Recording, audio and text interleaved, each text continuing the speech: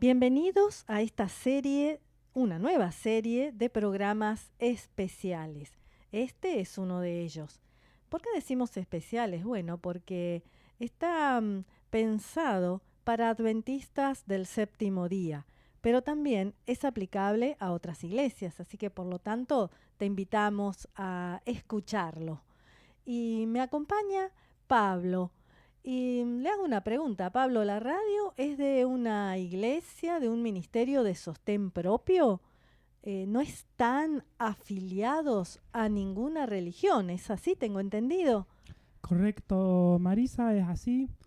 Compartimos la fe adventista, pero no pertenecemos a la organización adventista, a la corporación adventista. Y bueno, en algún otro programa vamos a compartirle las razones. Bueno, el otro día a un joven de nuestra congregación, en una conversación con otra persona, alguien adventista, le dijo que era un disidente. Eh, ¿Cómo lo ves a esto? Porque un católico podría llamarlo entonces hereje por no asistir a la iglesia católica, ¿no? Digamos que este joven asiste acá y no se congrega en un edificio que lleve por título Iglesia Adventista del Séptimo Día. ¿Cómo sería esto?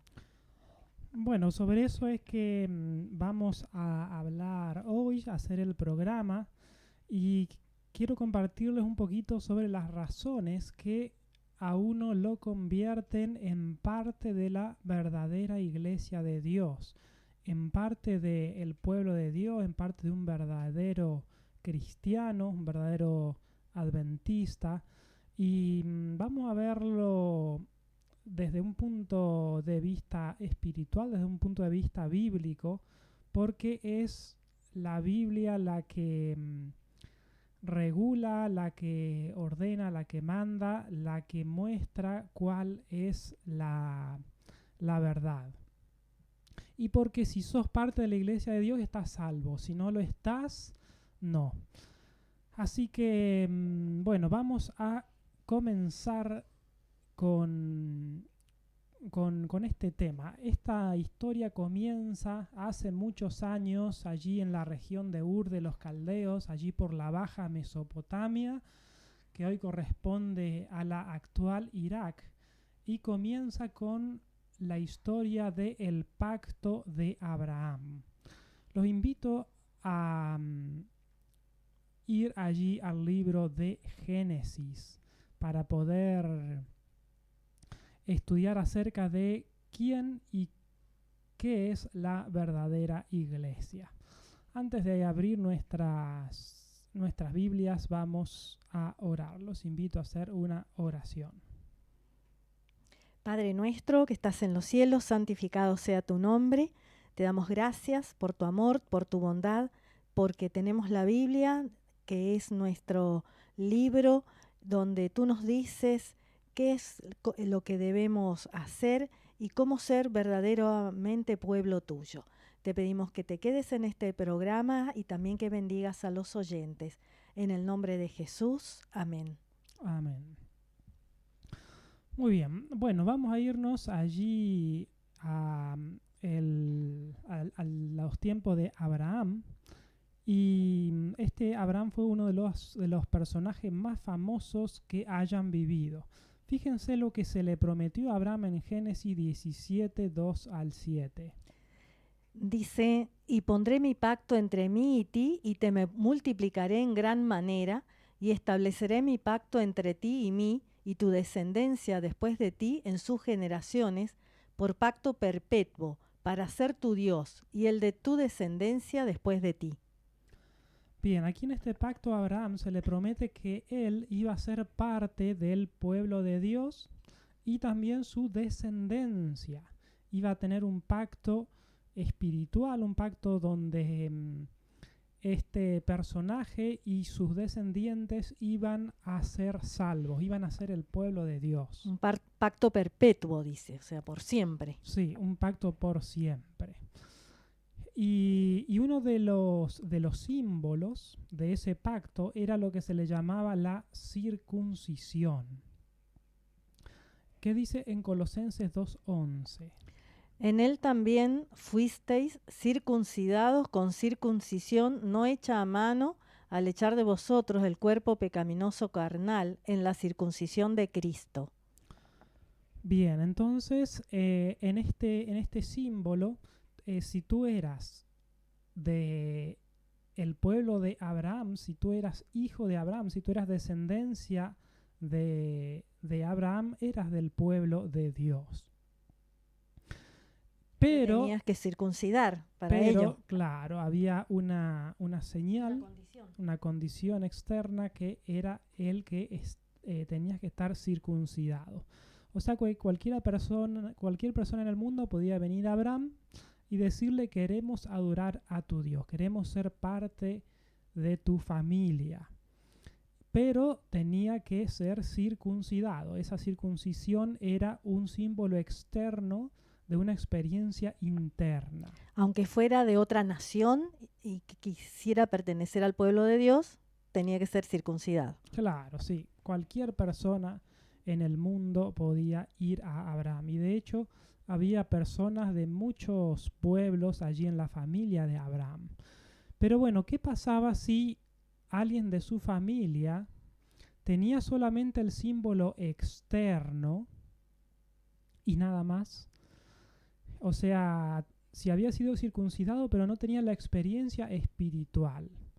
¿Era parte de el pueblo de Dios, de la iglesia de Dios? ¿Era realmente un descendiente de Abraham? Bueno, ustedes recuerdan que Abraham tuvo otro hijo. Ese otro hijo fue Ismael. Y como todos los otros hijos, fue también circuncidado. Resulta que Ismael tenía la experiencia externa de la circuncisión, pero era parte de la descendencia de Abraham. Bueno, en cuanto a lo físico, en cuanto a la carne, sí, era parte, pero ¿era parte de su descendencia espiritual? Bueno, la verdad que no lo era. Vamos a leer Génesis 17:21. Dice: mas yo estableceré mi pacto con Isaac, el cual te parirá Sara por este tiempo el año siguiente. Bien, a pesar de que Ismael tenía una señal externa, el pacto era con Isaac. Y bueno, vamos a desarrollarlo un poquito por qué. Pero antes veamos el caso de Ruth. Allí Ruth era una persona del Antiguo Testamento que no era una descendiente de Abraham en cuanto a la carne, pero ella quería tener la misma religión y pertenecer al mismo pueblo de Dios. Y resulta que ella fue adoptada y vino a ser parte de la descendencia de Abraham. Y bueno, como dijimos, ¿no? Cualquiera podía hacer esto de cualquier nación. Pero fíjense que Ruth dijo algo allí. ¿Qué dijo Ruth allí en el mismo libro que tiene su nombre, capítulo 1, versículo 16? Tu pueblo será mi pueblo y tu Dios mi Dios. Bueno, ella decidió adoptar su pueblo y decidió adoptar a el Dios verdadero. Ahora, imaginen una cosa.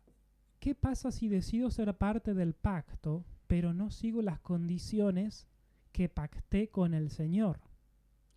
Tengo la experiencia externa, pero no guardo sus mandamientos, no quito el pecado de mi vida. ¿Qué pasa? ¿Soy del pueblo de Dios o no? Bueno, podemos ver en toda la Biblia el desarrollo de este aspecto, porque como que ha sido un problema a través de todos los siglos, esto de quién es el pueblo de Dios y esto de profesar una cosa y ser otra. Allí se lo ve muchas veces a Jeremías diciendo: circuncidad vuestros corazones y no vuestras carnes. O sea, que dejen de hacer tanto lo externo y preocúpense por lo interno. En los días de Jesús también estaba el pueblo, el profeso pueblo de Dios, que no habían sido fieles con el pacto con Dios. En Juan 8:39, ¿qué nos dice que decían ellos? Dice, somos descendientes de Abraham, somos la iglesia verdadera. Bien, ellos le dicen a Jesús, nosotros somos descendientes de Abraham. En cuanto a la carne, en cuanto al símbolo externo, era así. El ADN que tenían era de Abraham. Entonces, como Dios le había dicho, ustedes con su descendencia haré el pacto, ellos se creían la iglesia verdadera. Pero tengamos en cuenta algo, que para ser parte de la iglesia verdadera hay ciertas condiciones.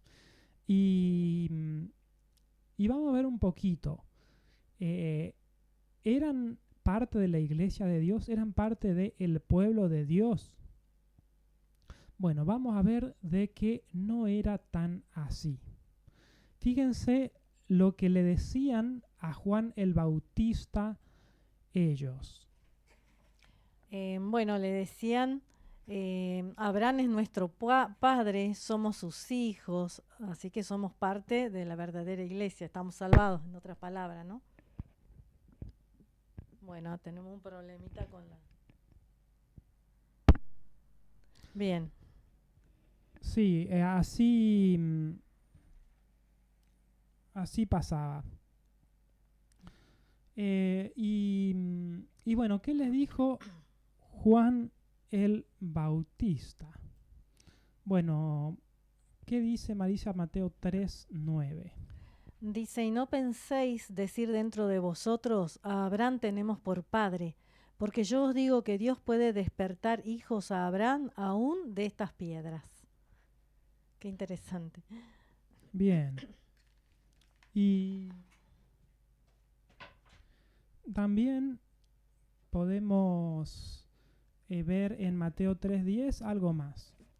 Bueno, dice, ahora ya también el hacha está puesta a la raíz de los árboles, y todo árbol que no hace buen fruto es cortado y echado en el fuego.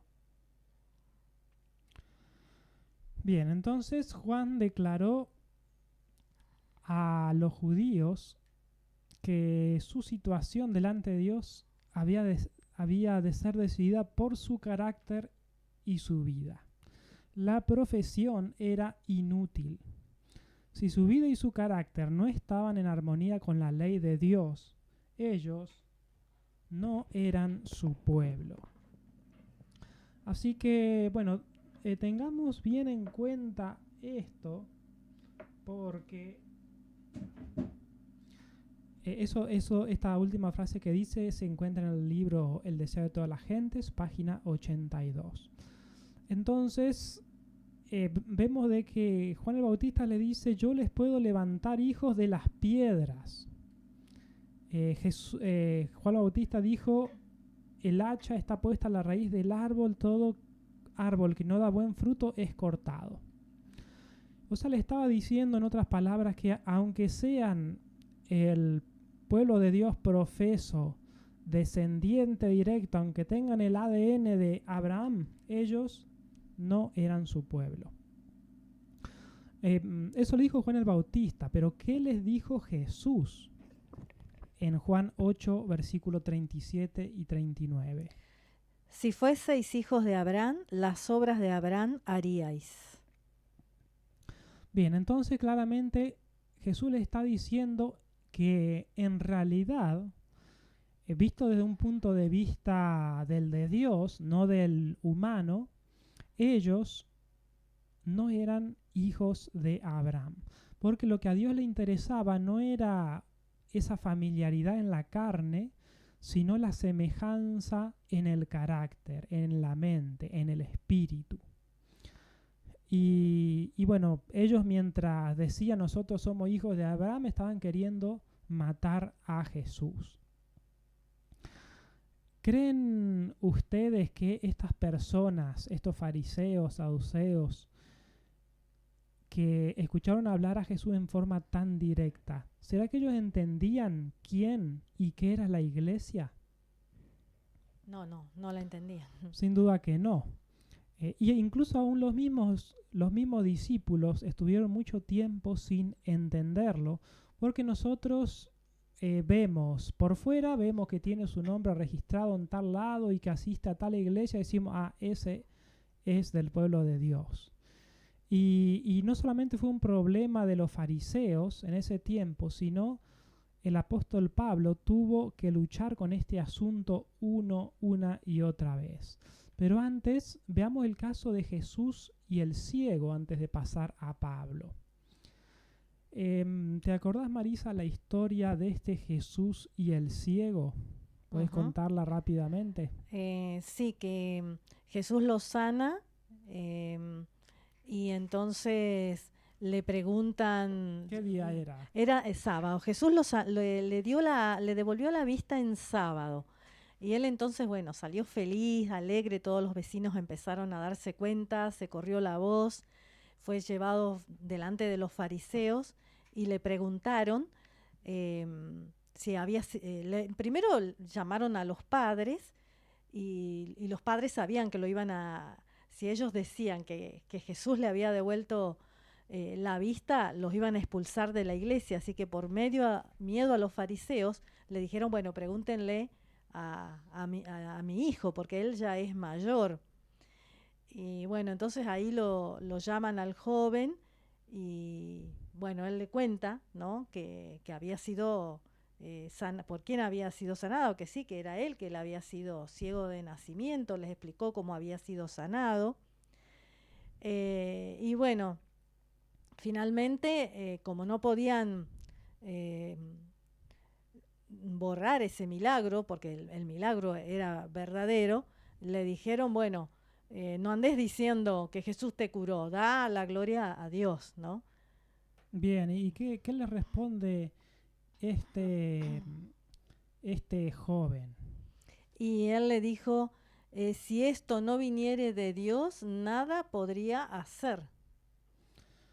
Bueno, o sea que le dijo, hizo el milagro, proviene de Dios y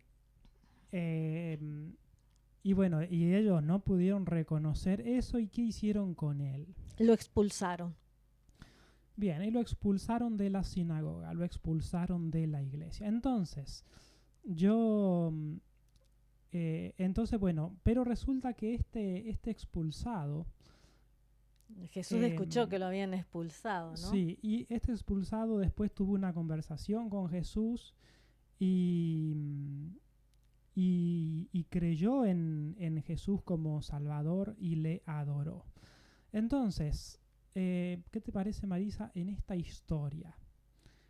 Había alguien que pertenecía a la iglesia y que tenían altos cargos, que eran dirigentes, que eran parte del pueblo de Dios, que no creían en Jesús, y estaba este ciego que había sido curado, que estaba expulsado de la iglesia, estaba fuera de la iglesia. Y pregunto, ¿quién pertenecía a la iglesia de Dios, a la iglesia de verdadera, y quién no?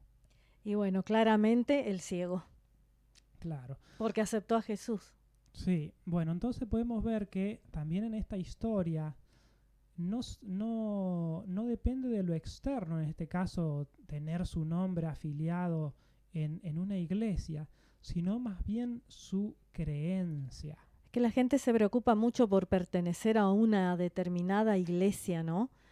Y le da mucho valor e importancia a eso. De hecho, cada iglesia cree que tiene la razón y que es la verdadera. Sí.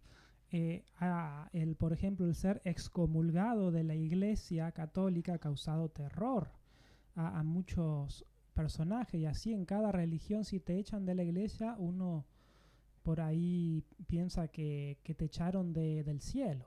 Así es.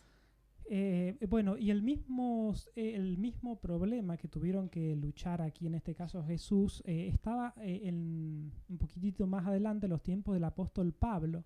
Pero fíjense que Pablo entendía bien este concepto de quién es un verdadero hijo de Abraham, un verdadero israelita. ¿Qué dice Romanos 9:6? No que la palabra de Dios haya fallado, porque no todos los que descienden de Israel son israelitas. Bien, aquí como otro simbolismo, ¿quién es Israel? Bueno, Israel representa al pueblo de Dios. ¿Y qué les está diciendo Pablo? Les está diciendo que no todos los que descienden de Israel son israelitas. En otras palabras, no todos los que profesan ser de Israel son de Israel. O sea, no todo el que dice ser adventista lo es, y no son el pueblo de Dios todos los que profesan ser el pueblo de Dios. ¿Y qué dice Romanos 9:7? Ni por ser descendientes de Abraham son todos hijos, sino en Isaac te será llamado descendencia. Bien, dice eso porque tenía su otro hijo Ismael, pero, pero este Ismael no contaba, a pesar de que tenía la señal externa de la circuncisión, pero no tenía el aspecto fundamental para ser hijo de Dios, que lo expresa en Romanos 4:13. Dice, porque no por la ley fue dada a Abraham o a su descendencia la promesa de que sería heredero del mundo, sino por la justicia de la fe.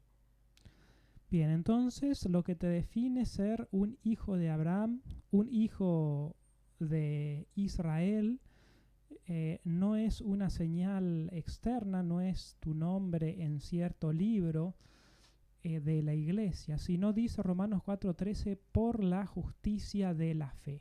Pablo enseña que a través de la justificación por la fe, los gentiles iban a tener el mismo privilegio que los judíos.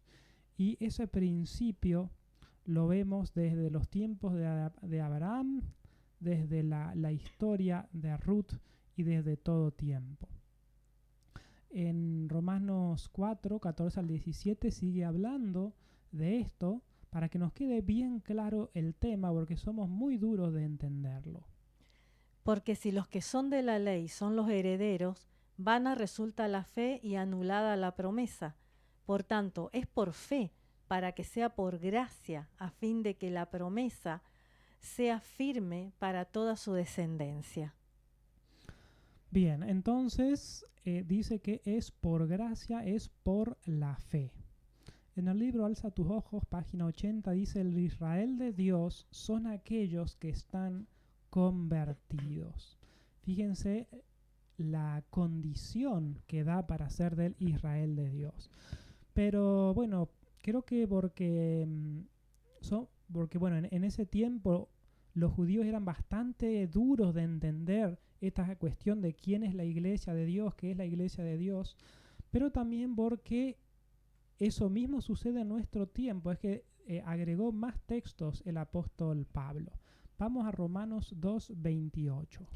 Pues no es judío el que lo es exteriormente, ¿no? Ese es apenas uno que hace profesión, ni en la circuncisión la que se hace exteriormente en la carne. Bien, ahí está clarito, ¿no? Que no es lo que es exteriormente, porque si la circuncisión, eso externo, fuera condición, Ismael podría ser un miembro de la verdadera iglesia de Dios, pero Pablo fue muy enfático.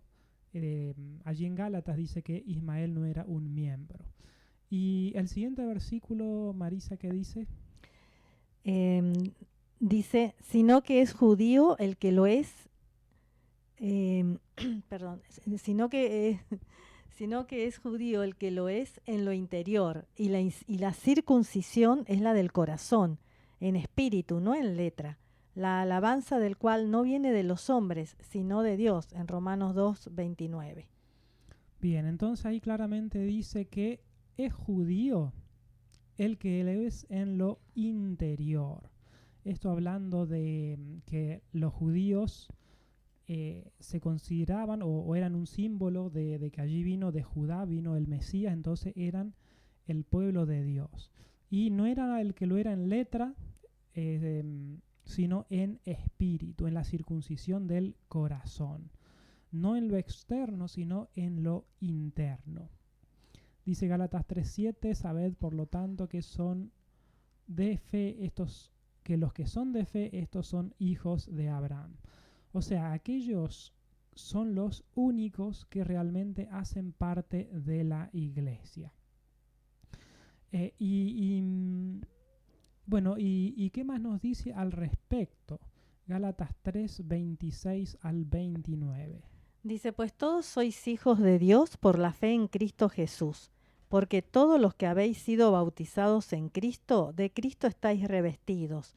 Ya no hay judío ni griego, no hay esclavo ni libre, no hay varón ni mujer, porque todos vosotros sois uno en Cristo Jesús.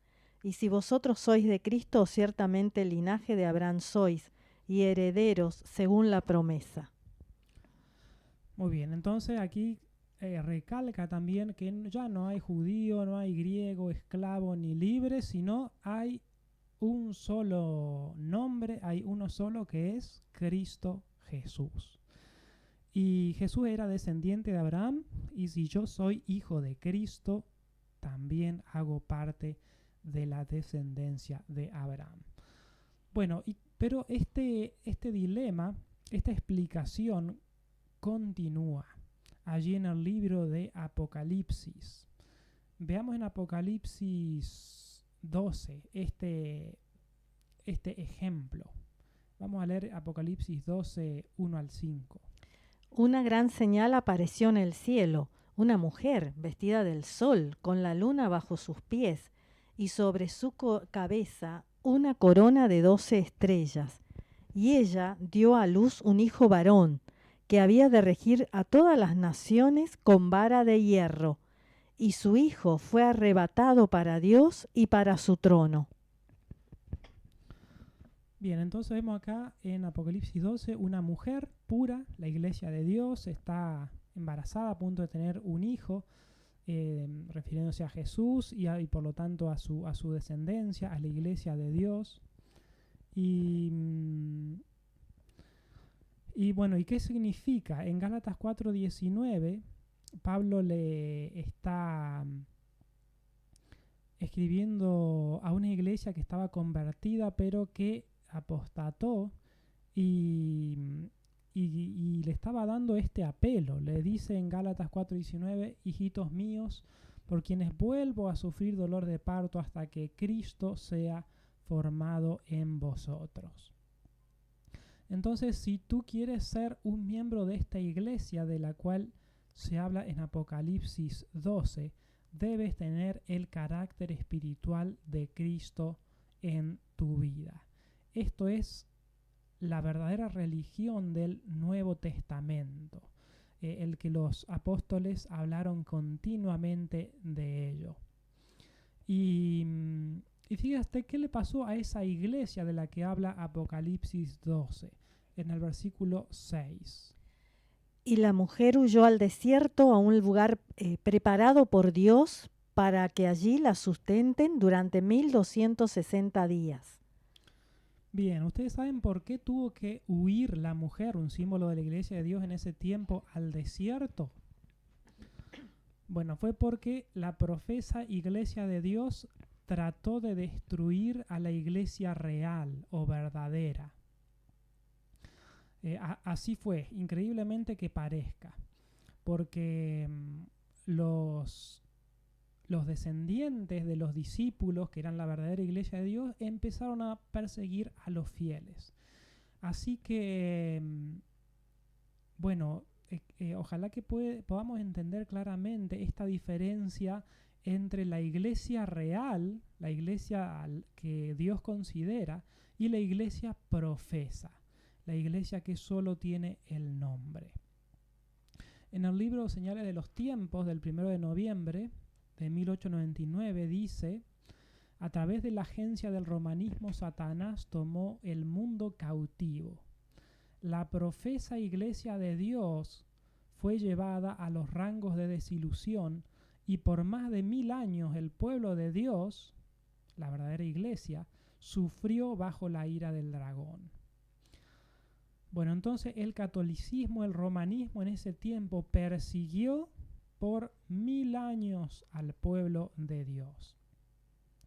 Y allí en cerca de este texto que estamos leyendo, en Apocalipsis 14, un poquito más adelante del que estábamos leyendo, Apocalipsis 14, 6 al 12, nos dice el mensaje que predica el pueblo de Dios. Y finalizando este mensaje, nos dice el carácter que tiene este pueblo que es el sucesor de los hijos de Dios de ese tiempo. ¿Qué dice Apocalipsis 14:12? Aquí está la paciencia de los santos, los que guardan los mandamientos de Dios y la fe de Jesús. Bien, entonces una característica de la iglesia de Dios es que vas a guardar los 10 mandamientos de Dios. No 8, no 7, no 6, sino los 10. Allí puedes leerlo en Éxodo 23 al 17. Bueno, entonces, vemos que hasta aquí, a través de la historia, llegamos a un tiempo en que estaba la iglesia visible, la profesa iglesia de Dios, de la que descendían los apóstoles, pero resulta que empezó a perseguir a el pueblo verdadero de Dios. Vamos a hablar un poquito más sobre esta transición.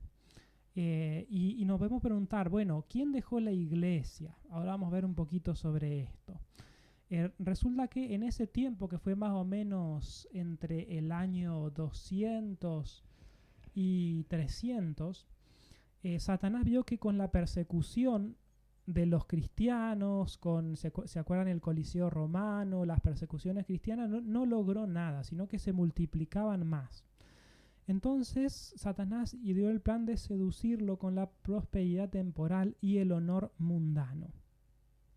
Entonces todos los paganos quisieron convertirse al cristianismo, pero para eso le pedían algunas concesiones que hicieran, algunos tratos. Yo te dejo algo, pero vos dejas algo. Y esas concesiones era que la Biblia no era aceptada como regla de fe, no había libertad religiosa, también que se empezaban a aceptar los ídolos. En ese tiempo aparecieron los objetos de culto de las imágenes de Jesús y María y los santos, que antes nunca se habían aceptado, pero estaban por ahí, no sé si cansados de una larga persecución, y muchos, la mayoría, aceptaron hacer estas concesiones. Pero quedó unas pocas personas que no se atrevían a tolerar esos errores fatales y así dar un ejemplo que ponía en peligro la fe de sus hijos y la de los hijos de sus hijos. Estas personas creían que sacrificar un principio por amor a la paz era pagar un precio demasiado alto. Y en el libro Conflicto de los Siglos, la página 43 dice: bueno sería para la iglesia y para el mundo que los principios que aquellas almas vigorosas sostuvieron reavivaran hoy en los corazones de los profesos hijos de Dios. Entonces, ¿qué nos está diciendo este texto? Nos está diciendo de que si en tu iglesia mezclan errores con verdades, y en tu iglesia le están dando a tus hijos un mal ejemplo, o si tus dirigentes están llevando a la apostasía, entonces más vale que te apartes de ella para no perder tu alma y la de tus hijos. Vemos aquí de que en la iglesia de Roma hubo una separación, y la mayoría del pueblo, sus ministros, sus obispos, decidieron adorar otra cosa, decidieron seguir por otro camino. Pero hubo unas pocas personas que no estaban de acuerdo con ella. ¿Qué pasa cuando en una iglesia hay un pequeño grupo de personas que no están de acuerdo con lo que la mayoría de las personas desea? ¿Quién va por su propio camino? ¿La minoría o la mayoría? Y la mayoría, por más que voten. Y sí, en una votación, ¿qué camino van a tomar? Y sí, el de la mayoría. El de la mayoría, el equivocado. Y bueno, la mayoría entonces decidió adorar en domingo, ahí sucedió eso. Pero había unas pocas personas que querían seguir guardando los mandamientos de Dios. Entonces, dígame, ¿qué tenían que hacer ellos? ¿Tenían que seguir en esa profesa iglesia? ¿Tenían que seguir haciendo parte de una iglesia que empezó a adorar en otro día, que empezó a guardar ordenanzas humanas. ¿Ellos podían quedarse ahí? No, se tuvieron que apartar. Bueno, tuvieron que apartarse, tuvieron que ir a otro lugar, tener otro pastor, tener otro edificio. Imagínense si cuando hicieron esto los fieles se encontraban con alguien en la calle de Roma y les decía, ¿por qué dejaron la iglesia? ¿Qué iban a decir estos si entendieran quién es la iglesia? ¿Quién dejó a la iglesia de Dios y quién se quedó en la iglesia de Dios? Y sí, claramente el que decidió obedecer a Dios, aunque no se reunió más en esos edificios, pero sigue la voluntad de Dios, es el pueblo de Dios. Correcto. Y allí podemos ver que la profesa iglesia de Cristo, la que era solo de nombre, no solo va a ser indiferente a la verdad, sino también que se va a oponer a los que la sostienen y defienden. Entonces vemos que en este tiempo la mayoría de las personas tenía el edificio, tenía el obispo, tenía la organización, tenía el dinero, pero ¿qué no tenía? La verdad. No tenía la verdad. Entonces podemos ver de que si tú dejas los principios correctos, tú estás dejando la iglesia. Entonces podemos ver de que la mayoría de las personas dejó la iglesia, aunque desde un punto de vista humano ellos seguían en esa iglesia. Pero desde el punto de vista de Dios, la mayoría se habían apartado de la iglesia y habían abandonado el baluarte, el pilar de la verdad. Jesús les dijo en Juan 7:24, no juzguéis según las apariencias, sino juzgad con justo juicio. Bien, entonces el juicio justo no siempre está de acuerdo con lo que se ve por afuera. La enseñanza protestante dice que la Biblia es la última autoridad y la iglesia está sometida a ella.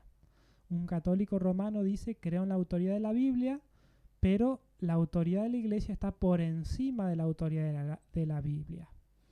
¿Es esto así? No, de ninguna manera. La Biblia tiene que ser la autoridad suprema. Sí, no podemos ponernos en oposición a lo que Dios manda. Me gusta una frase que está en el libro Conflicto de los Siglos, página 55, que presenta este principio. Escúchenlo bien. Dice, los romanistas se han empeñado en acusar a los protestantes de herejía y de haberse separado caprichosamente de la verdadera iglesia. Pero estos cargos recaen más bien sobre ellos mismos. Ellos son los que arriaron la bandera de Cristo y se apartaron de la fe que ha sido una vez dada a los santos. Increíble, hermosa cita y que expresa claramente lo que está pasando hoy en día, ¿no? Que a veces somos acusados de haber dejado la iglesia, cuando en realidad los que se han apartado son los que están, los que han permitido la mundanalidad en la iglesia. Sí, y bueno, esto sucedió en todo el tiempo. En los tiempos de la Reforma, Martín Lutero dijo, el Papa, los obispos, los monjes y los sacerdotes no necesitan hacer un solo ruido. Nosotros somos la iglesia. No hay otra iglesia más que la asamblea de aquellos que tienen la palabra de Dios y son purificados por ella. Melanchthon dijo casi las mismas palabras de Lutero, citado esto por Elena de White, no hay otra iglesia más que la asamblea de aquellos quienes tienen la palabra de Dios y quienes son purificadas por ella. En Colosenses 1:24 el apóstol Pablo dice que la iglesia es el cuerpo de Cristo. Y no sé si te pusiste a pensar cuán grande es la iglesia. Algunos dicen, bueno, somos en la iglesia 20 millones, 10 millones, 5 millones. Tenemos 100 miembros, 50 miembros. Pero, ¿cuán grande es la iglesia de Dios? Fíjate que la iglesia de Dios no está localizada solamente aquí. o en este continente o incluso este mundo, sino que está en el universo. Todos los hijos de Dios son parte de esa iglesia. ¿Y cuántas iglesias hay? Efesios 4:4 nos dice que es un solo cuerpo y un solo espíritu. Jesús siguió enseñando lo mismo. Jesús dijo: yo soy la vid, vosotros los pámpanos. El que permanece en mí y yo en él, éste lleva mucho fruto, porque separados de mí nada podéis hacer. ¿Y qué pasa si nos separamos de la vid? No somos miembros del cuerpo de Cristo. También Jesús ejemplifica esto con el buen pastor y el rebaño, diciendo que Él es el buen pastor, su iglesia, su manada. El que no sigue a Jesús no es parte de su manada. Entonces, vamos a comparar algunas definiciones de la inspiración de lo que hemos estado diciendo ahora. Entonces, la iglesia es la descendencia espiritual de Abraham. La iglesia es el pueblo de Dios. La iglesia es el pueblo que ha entrado en el pacto con Dios. En el Antiguo Testamento vemos que un pacto era guardar el sábado. La iglesia es el cuerpo de Cristo, unido a Él en un mismo espíritu. La iglesia de Dios es el rebaño de Dios. La iglesia es el campo de siembra de Dios, la viña de Dios, el templo espiritual. En Alza tus ojos, página 150, dice: la iglesia son aquellos que aman a Dios y guardan sus mandamientos. Bueno, ahora vamos a ver un poquito más de estas definiciones. Pregunto, ¿eran todos los judíos la iglesia de Dios? ¿Eran ellos, los judíos, la descendencia espiritual de Abraham? No. No, lo leímos allí en Mateo 3:9 y en Juan 8:39. ¿Eran los judíos el pueblo de Dios? No. No, eso dice en Juan 8:42 y del deseo de toda la gente, página 82. Noten esto, proféticamente eran el profeso pueblo de Dios o el pueblo de Dios, pero literalmente no lo eran, porque no seguían las condiciones. Otra pregunta, ¿habían entrado en el pacto con Dios? No. No, eso lo dice Juan 8:34 al 42. Otra pregunta, ¿eran el cuerpo de Cristo? No. No, porque no se habían unido a Él. ¿Eran el rebaño de Dios?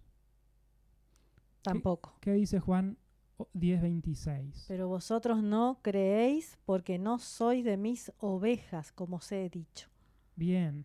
¿Eran la viña de Dios? Tampoco. ¿Eran el edificio espiritual de Dios? Menos. ¿Eran columna y baluarte de la verdad? Absolutamente no. ¿Eran almas fieles? No, no lo eran. No lo eran. ¿Amaban a Dios y guardaban sus mandamientos? No, tampoco. Lo profesaban, decían que sí, pero no lo hacían, incluso asesinaron a Jesús. Entonces, una advertencia al respecto de esto, ¿no? Por ahí decimos, bueno, ¿y qué hago? ¿Qué hago si estoy en este dilema entre lo que vive mi iglesia, lo que hace mi iglesia y no cambia? ¿Qué pasa cuando yo me quedo allí a escuchar? ¿Qué pasa cuando introduzco un poco de levadura a una masa? Se leuda toda. Se leuda toda. Allí lo dijo Jesús: guardaos de la levadura de los fariseos y los saduceos. O sea que si nosotros vamos a escuchar a alguien predicar una doctrina que no está de acuerdo con la Biblia y si la continuamos escuchando, ¿qué le va a suceder a usted? Y pronto voy a creerla también, a participar o participo de eso. Sí, si escuchamos a un líder ciego, guía de ciegos, como dice la Biblia, que está enseñando no de acuerdo a la Biblia, sino a su parecer, usted se va a contaminar con falsas enseñanzas. Va a quedar arruinado para entrar en el reino de los cielos. Por eso dice Jesús en 1 Corintios 5:7, limpiaos de la vieja levadura. Pero hay algunas personas que van a decir, yo quiero siempre asistir a esta iglesia. Sé que el pastor no está predicando la verdad, pero tengo un montón de amigos. Y voy a ir a algunos retiros, a otras reuniones especiales de reavivamiento. Aunque no enseña toda la verdad, bueno, pero algo de verdad tiene. Los mensajes no son tan diferentes de otras iglesias, por ahí un poco los sermones suaves. Pero, ¿qué pasa? Eso es peligroso. Eso es meter o ir metiendo levadura en nosotros. Pablo dice que hay que quitar la vieja levadura. ¿Qué dice en el libro Primeros Escritos, la página 124 y 125? Dios siente desagrado hacia nosotros cuando vamos a escuchar el error sin estar obligados a ir, porque a menos que nos mande a aquellas reuniones donde se inculca el error a la gente por el poder de la voluntad, no nos guardará. Los ángeles dejan de ejercer su cuidado vigilante sobre nosotros y quedamos expuestos a los golpes del enemigo para ser entenebrecidos y debilitados por él y por el poder de sus malos ángeles, y la luz que nos rodea se contamina con las tinieblas. Bien, bastante fuerte esta declaración. Y bueno, es así, ¿no? Cuando sabemos que nuestra iglesia está mal, está haciendo las cosas mal, que está dando más el ejemplo, que incluso se están predicando por precepto o por ejemplo cosa equivocada, y aún nos quedamos ahí, puede ser que se empiecen a predicar cosas falsas, y como no tenemos el poder de Dios, entonces los ángeles no nos van a proteger y finalmente vamos a ser engañados. Bueno, quiero terminar con 4 declaraciones o 5. Una de las más claras allí, bueno, no sé si más clara porque ya estuvimos viendo muy claras, pero unas citas interesantes del espíritu de profecía. La primera en 1 Timoteo 3:15. Esto te escribo porque si tardo sepas cómo conducirte en la casa de Dios, que es la iglesia del Dios viviente, columna y baluarte de la verdad. Bien, entonces, columna y baluarte de la verdad. Quiero leer 3 declaraciones del libro Alza tus ojos, página 314. La primera dice, Dios posee una iglesia.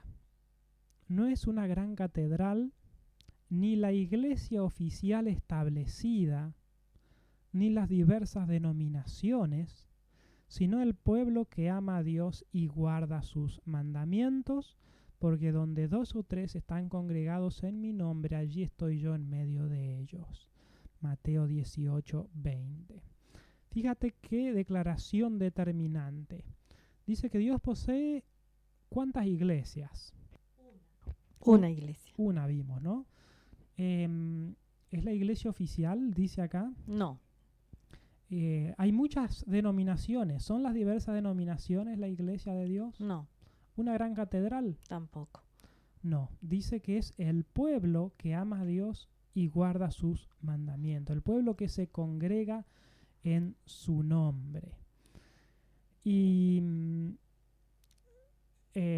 más abajo dice, donde 2 o 3 que aman y obedecen los mandamientos de Dios están presentes, Jesús los preside. También dice, los que sean hacedores de la palabra estarán edificando sólidamente. En Hechos de los Apóstoles, página 10, ¿qué dice? La iglesia es el medio señalado por Dios para la salvación de los hombres. Fue organizada para servir y su misión es la de anunciar el evangelio al mundo.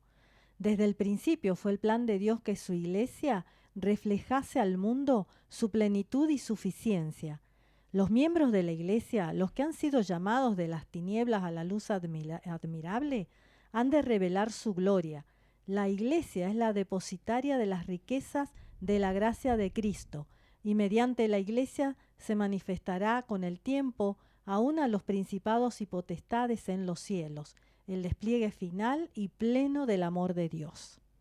Y un poquito más adelante, en la misma página, dice, desde el principio, las almas fieles han constituido la iglesia en la tierra.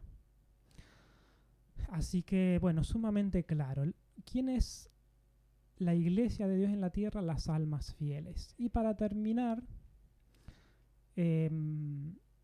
voy a leer un texto que está en el libro El deseo de todas las gentes, la página 432, que hablando sobre esto de que leímos sobre Abraham, la descendencia, dice lo siguiente: este principio se aplica con igual propiedad a una cuestión que ha agitado por mucho tiempo al mundo cristiano, la cuestión de la sucesión apostólica. La descendencia de Abraham no se probaba por el nombre y el linaje, sino por la semejanza del carácter.